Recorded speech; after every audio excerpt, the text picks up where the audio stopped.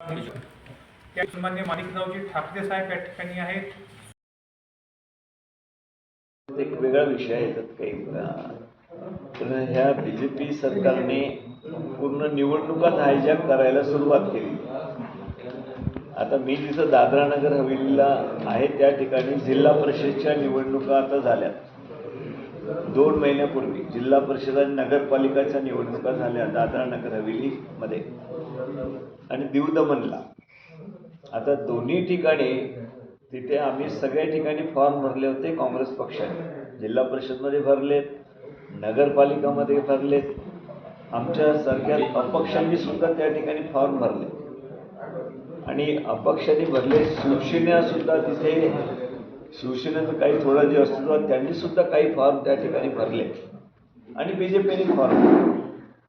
त्या ठिकाणी सरळ सरळ ज्या वेळेला रिजेक्शनचा विषय आला त्यावेळेला कलेक्टरने सांगितलं की ही लिस्ट आम्ही जाहीर करतो, यांचे रिजेक्ट झालेत आणि जे राहिलेले अर्ज आहेत त्यांची आम्ही लिस्ट जाहीर करतो. त्यांनी बोर्डवर लावून दिल्या दोन्ही लिस्ट. काँग्रेसमधल्या 80% सदस्यांचे रिजेक्ट, अपक्षांचे 80%, 90% जवळजवळ रिजेक्ट, म्हणजे 95% अपक्षांचे सगळे रिजेक्ट आणि शिवसेनेचे सुद्धा पूर्णच्या पूर्ण रिजेक्ट आणि बीजेपीचा एकही फॉर्म रिजेक्ट नाही, सिंगल फॉर्म रिजेक्ट नाही. आणि त्यांनी सांगून दिले की सगळ्या निवडणुका संपल्या, आता तुम्ही करा. आमचं ते कोर्टामधले केस चालू. आणि विशेष म्हणजे दीव दमनला खासदार तिथे अपक्ष आहेत, बीजेपीच्या विरोधात लढून आले. त्यांनी त्या ठिकाणी आपल्या मुलीला जे हायकोर्टामध्ये लॉयर तिला उभं केलं, त्यांच्या मिसेसला उभं केलं, अपक्ष म्हणून केलं, पण दोघांचे फॉर्म रिजेक्ट करून टाकले. म्हणजे का कुठल्या दिशेला वारं वाहत आहे ते आपण लक्षात घ्या. निवडणुका हायजॅक करणं हा एक प्रकार आहे आणि ते सातत्यानं देशामध्ये महाराष्ट्रामध्ये सरकार करतायत. मतदान चोरीचा विषय नाही आहे, निवडणुकाच चोरून घ्यायच्या, निकालच त्या ठिकाणी हे करून टाकायचं. ही पद्धत आता नव्यानं आलेली आहे. मला काही लोकांनी तर हे सांगितलं, किती ऑथोराईज आहे ते मला 100% नाही सांगता येणार, परंतु हे सांगितलं की बीजेपीने मुंबईच्या बांद्रा कुर्ला कॉम्प्लेक्समध्ये एक ॲप तयार केलेला आहे मतदान त्या ठिकाणी मतदार यादीमध्ये नाव टाकण्याचं. आणि तुम्हाला एक माहिती आहे, मतदार याद्या पहिले प्रभाग वाईज, वार्ड वाईज, गाव वाईज, पोलिंग वाईज मिळत होत्या. आता कोणत्याही याद्या तुम्हाला दिल्या जात नाही इलेक्शन चालू होईपर्यंत आणि मतदान मागायला जातात तोपर्यंत तुमच्या हातामध्ये यादी नसतं. आणि त्या यादीमध्ये जी नावं टाकल्या जातात ती कशी टाकल्या जातात त्याच्यावर ऑब्जेक्शन तर सोडा, पण त्याच्यावर चर्चा सुद्धा केल्या जात नाहीत. म्हणून ही मतदान आलं कुठून हा सुद्धा अत्यंत महत्त्वाचा प्रश्न आहे.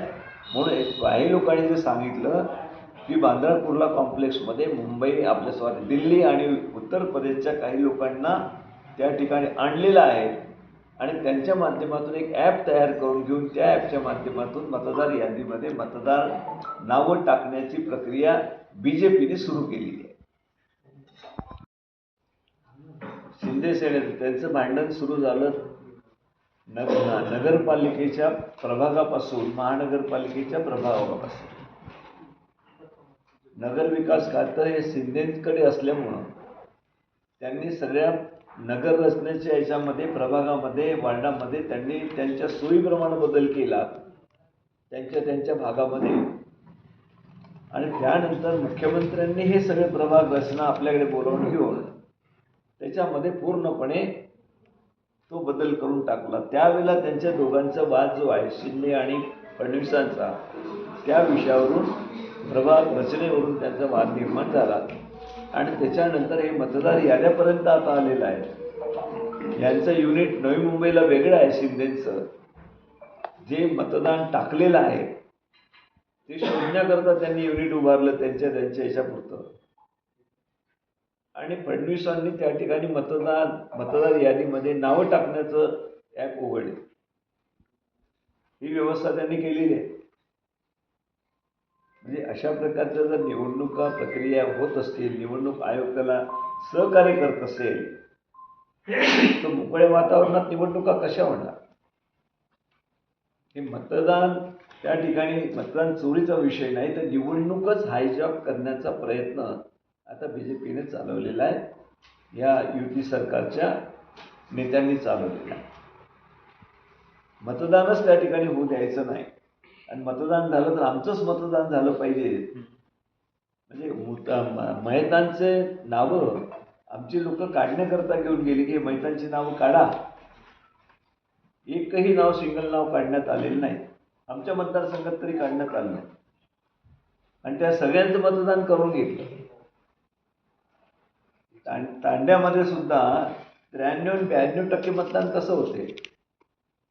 बाकी मतदारसंघात पोलिंगवर 60-62-65% मतदान होते,